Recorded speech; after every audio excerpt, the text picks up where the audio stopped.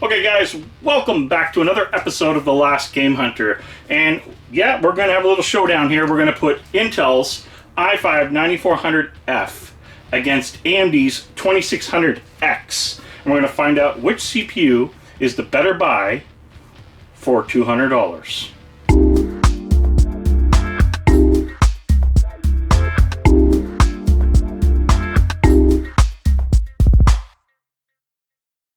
Da-da-da-da! It's starting to cool off a bit, but it was starting to feel like a pretty decent toaster there for a few minutes. These Intels, in my opinion, seem to be running a little warmer than I thought they would. So we have a CPU mark score of 12,513. This is on the Intel i5-9400F. So 12,513, so 12,513 is the Intel score. Now we're going to do the AMD score. So this is a 2600X from AMD, now doing the CPU mark from Passmark's bench score to see what the numbers are. We know that the Intel was around the 12,000 mark. We want to see what the AMD hits.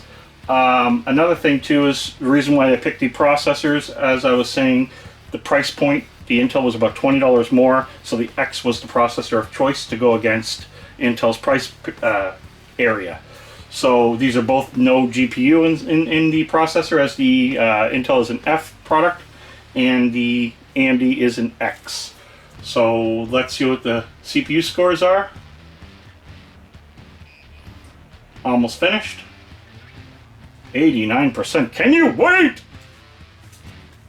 Sorry, didn't mean to yell at my camera. This is a weird way to do it. I just want people to see this just to be sure. Okay, so the CPU actually scores 14,318. So we've actually, at this point, blew away Intel in Passmark. So the Intel scored about 12,000 and change. AMD scored 14,318. That's actually quite a big jump. So back to the Intel running Cinebench. Okay, so this is Cinebench, and this is the i5-9400F. We're going to run the CPU benchmark and see how it does on Cinebench. So I want to be fair and give it two different bench test results, and I think that's just the right way to do this.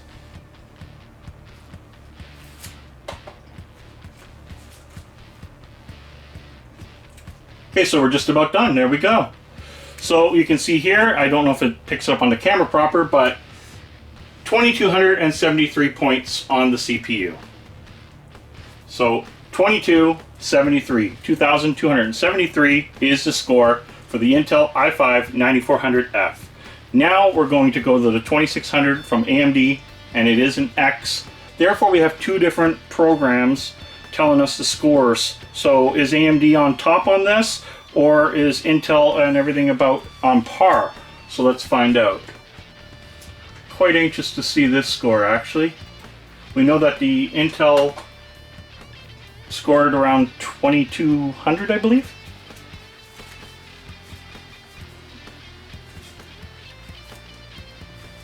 You'll also notice too, guys, both systems have 16 gigs of RAM. I want to make that clear. And both systems are both using an RX 580.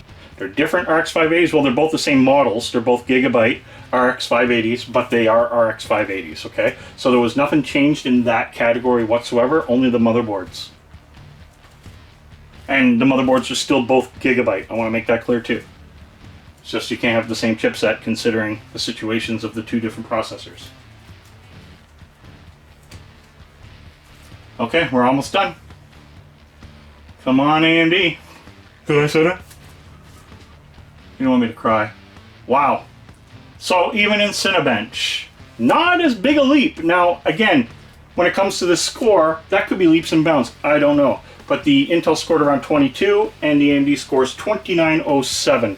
So we have a full win here on AMD's side for dollar for dollar. Guys, I don't know if this was beneficial to anybody. If you're an Intel fanboy, sorry, I don't mean to crush Intel. I'm not doing this to make Intel look like it's a bad processor. They're not. They have good product as well. I am an AMD guy. I've been an AMD guy since back in the days of the 333 with 3D Now technology.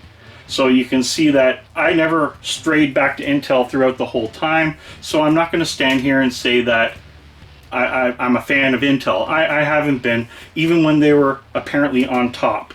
I still say dollar for dollar, AMD was still the winner.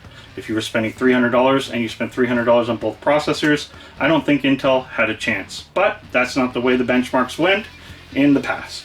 So if we compare apples to apples right now, you can see that AMD is now in orange. These were both in the $200 price points. Comment below. Do you like your Intel? Again, nothing wrong with them. They will game just as hard. But dollar for dollar, if I had to buy brand new and I was building from scratch, it would definitely be an AMD. And my numbers prove it. Taking both processors in the $200 price mark, I have to say, guys, I'm impressed. Like, the Intel was also a lot hotter. I did find that the temperatures on the Intel were hitting about the 52, 55 degrees, which I guess wasn't horrifying, and the AMD was standing around 40, 42. So there's where one thing, that was an argument from a long time ago, and certain people in certain computer stores, you know who I'm talking about, because I'm a computer wholesaler, you guys know exactly who I'm pointing at. Stop saying AMD runs hot.